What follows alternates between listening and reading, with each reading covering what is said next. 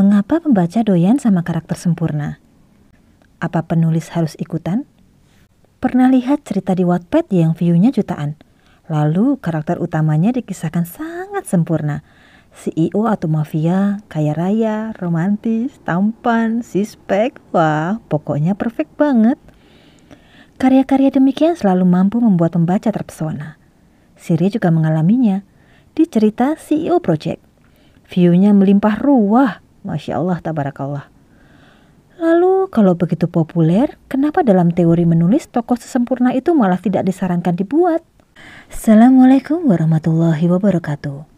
Hai, selamat datang di channel Sire Show, di mana kamu bisa mendapatkan tutorial kepenulisan, baik tentang platform premium, branding penulis, review buku, dan masih banyak lagi. Di video kali ini Sire mau membahas paradoks ini, yakni mengapa karakter sempurna diminati pembaca, tapi justru tidak disarankan oleh teori kepenulisan.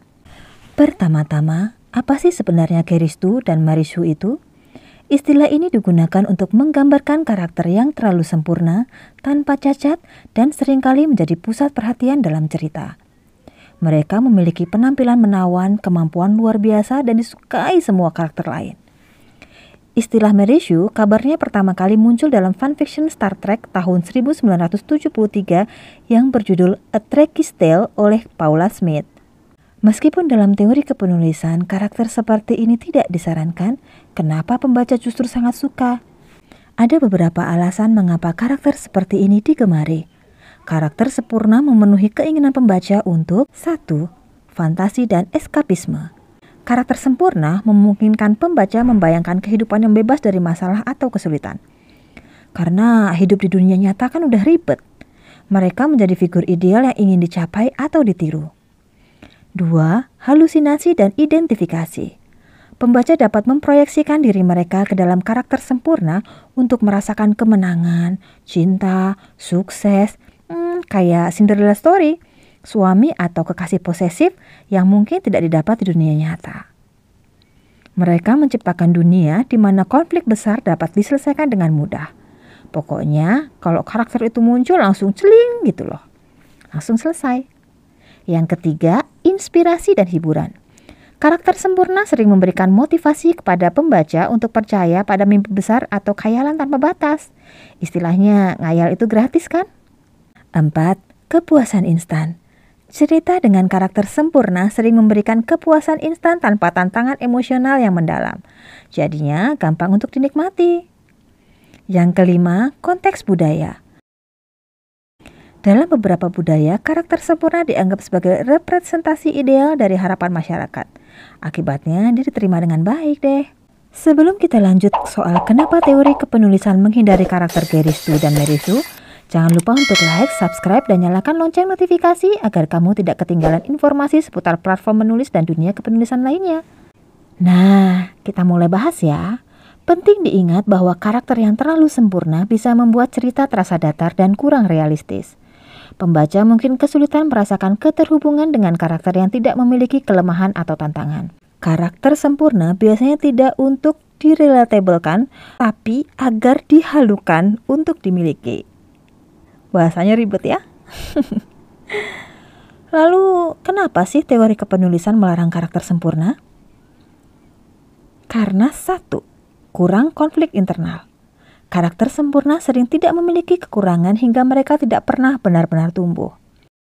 Tanpa konflik internal, cerita kehilangan dimensi emosional yang membuat pembaca terhubung. Yang kedua, tidak relatable. Karakter sempurna seringkali terlalu jauh dari kenyataan, membuat mereka sulit dijangkau dan dibayangkan. Ketiga, mengurangi ketegangan naratif. Jika karakter terlalu sempurna, pembaca merasa hasil cerita dapat diprediksi, karena begitu nongol, pasti langsung ketahuan. Kalau misalnya dalam romance, udah pasti itu ketahuan si ML pasti dapat sama si FL, gitu-gitu deh. Yang keempat, Merishu Syndrome. Istilah Merishu mengacu pada karakter yang begitu sempurna, sehingga kalau dia bergerak, maka cerita selesai. Solusinya adalah dengan membuat karakter yang seimbang. Daripada menciptakan karakter yang sangat sempurna atau yang justru terlalu cacat, penulis bisa memilih jalan tengah. Yakni 1. Kelemahan kecil yang dapat diterima. Karakter dengan kekurangan kecil yang membuat mereka lebih manusiawi tanpa mengurangi daya tarik idealnya. 2. Pengembangan karakter. Bahkan karakter yang mendekati sempurna bisa tumbuh melalui konflik yang mengubah perspektif mereka. Misal, terlalu sempurna tapi lingkungannya enggak. Contoh, One Punch Man. 3. Kompleksitas moral. Alih-alih sempurna secara moral, ciptakan karakter dengan keputusan sulit untuk mempertahankan ketegangan cerita. Contohnya Brutal Satsujin, di mana dia polisi penegak keadilan, tapi dia suka main hakim sendiri dengan para penjahat-penjahat yang tidak tersentuh hukum. Jadi, dalam dunia kepenulisan, karakter sempurna memang sering dianggap sebagai kelemahan cerita, tetapi daya tarik mereka tidak dapat diabaikan.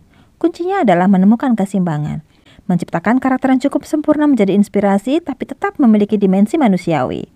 Dengan pendekatan ini, cerita insya Allah tetap bisa menarik bagi pembaca yang mendambakan fantasi kesempurnaan maupun kritikus yang menginginkan realita kehidupan. Tips untuk membuat karakter bisa teman-teman simak di artikel dan di video yang ada di caption ya. Jadi, kamu lebih suka karakter sempurna atau tidak? Tulis jawabannya di kolom komentar ya. Sampai jumpa di video berikutnya. Selamat menulis dan berkarya. Dadah!